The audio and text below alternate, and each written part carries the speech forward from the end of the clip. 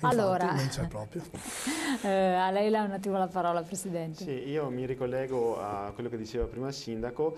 Effettivamente eventi come Calici di Stelle, eventi come la festa dell'uva che si terrà a Vo, oppure altri eventi, diciamo, dove le amministrazioni locali si sono unite e hanno promosso un'iniziativa veramente lodevole, hanno dimostrato con l'afflusso di pubblico che c'è stato ed è stato notevole, che il parco ha delle potenzialità e si può sicuramente fare di più.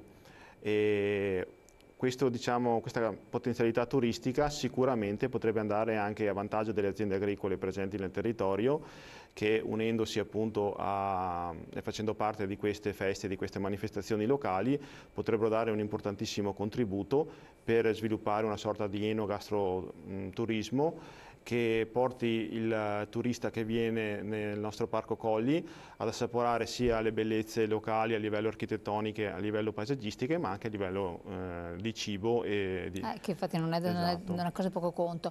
Un altro No. messaggio che è arrivato, ma sapete che i cinghiali sono scesi anche nella Bassa Padovana e nel Polesine? Sì, certo, ma anche nell'Alta Padovana. Sono anche saliti nell'Alta Padovana? Anche saliti nella palude di Onara. Ah, nella palude di Onara. E quindi non sono saliti i cinghiali, probabilmente qualcuno li ha portati i cinghiali. Perché poi alla fine il problema dei cinghiali non è che questi siano nomadi e vanno da una parte o dall'altra, probabilmente sono anche portati da una parte all'altra. Ma allora c'è un dolo? Beh, insomma, non è un dolo, probabilmente qualcuno gli piace avere il cinghiale per casa, insomma.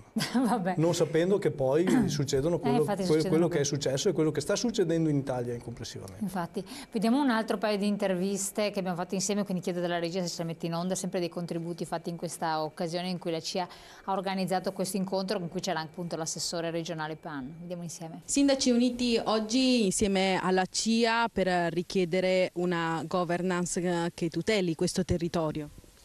Certo, i comuni sono da anni schierati a favore e a fianco degli agricoltori, che sono il vero baluardo di questo territorio. Territorio fragilissimo, che ha un valore immenso ma è molto fragile. Le amministrazioni pubbliche non hanno le risorse per fare la manutenzione che sarebbe necessaria e quindi ci affidiamo agli agricoltori. Gli agricoltori quindi vanno tutelati, vanno protetti, e speriamo che la nuova governance del parco, dove tra l'altro al cui interno è prevista anche la presenza delle associazioni di categoria degli agricoltori, possa veramente dare una mano a loro ma a tutto il territorio dei Colli Euganei, perché questo territorio deve essere valorizzato, ha delle proprietà fantastiche che però purtroppo non riusciamo a valorizzare. Parlo dei prodotti agricoli ma anche ambientali, paesaggistici eccetera, e anche storici, naturalistici. Quindi il compito della nuova governance del parco sarà proprio, la sfida sarà proprio questa, riuscire a rilanciare questo territorio fantastico e in gran parte anche a tutelarlo. L'incontro di oggi è un incontro propedeutico poi alla costituzione sicuramente della nuova governance del parco, che darà poi il profilo tecnico e soprattutto l'indirizzo per quella che è la gestione del nostro territorio.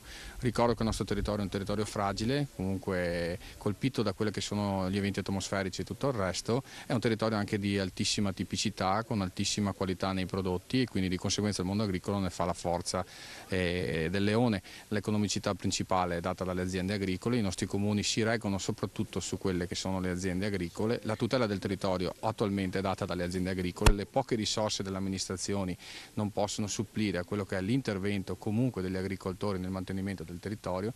È importante che le nostre amministrazioni siano a fianco degli agricoltori, a fianco delle istituzioni, a fianco dei cittadini, e possano contribuire ad intervenire nel creare quelle linee strategiche, soprattutto per risolvere i problemi che ci sono, quelli della fauna selvatica, quello dell'aspetto idrogeologico, del mantenimento del territorio, e poi esportare il nostro marchio, perché sicuramente il Parco Colli Euganei è un marchio importante da collegare ai nostri prodotti. Ecco qua la questione del marchio che ritorna.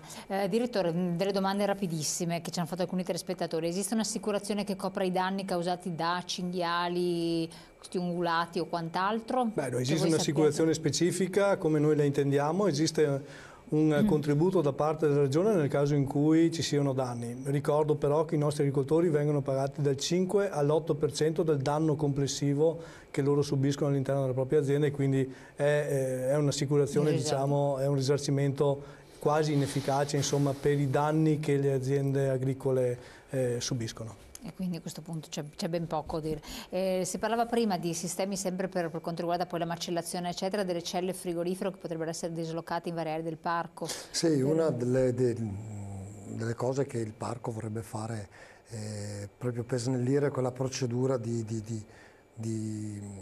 appunto come si parlava prima, dall'abbattimento, eccetera, è quello di mettere in punti strategici del territorio delle casette proprio attrezzate con delle celle frigo, in maniera che i telecontrollori che abbattano portano direttamente il capo abbattuto in queste celle predisposte, perché bisogna garantire il ciclo del freddo sulla carne se poi la si deve commercializzare, quindi creare questi punti strategici nel territorio in maniera di favorire il telecontrollo a portare a conferire i capi. Poi lì potrebbe accedere direttamente anche il veterinario.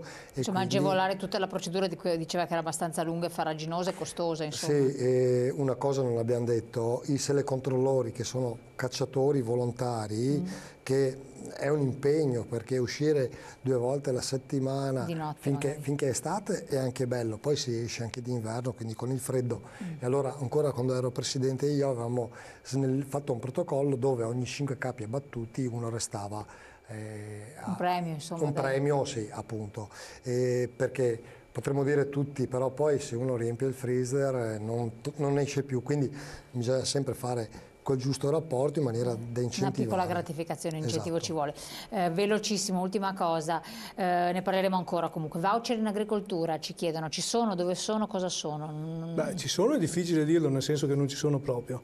I voucher, compresi i voucher che noi intendavamo quel buono voucher che andavamo in posta a comprare i voucher e poi darlo al lavoratore, sono stati chiusi, eliminati nel 2016. Oggi c'è il prestito occasionale, quindi la prestazione occasionale, che è un contratto vero e proprio. Si è modificato, il nuovo governo ha modificato il prestito o la prestazione occasionale, quindi questo contratto, quindi i voucher in agricoltura non ci sono, c'è una prestazione occasionale che è un contratto di lavoro vero e proprio che l'agricoltore fa direttamente con la pubblica amministrazione. Allora, chiarito anche questo, non ci sono i voucher, ma comunque informatevi presso la CIA che ha i suoi sportelli, vi dà delle risposte di assistenza a tutto campo e quindi può rispondere a tutti i vostri interrogativi e domande.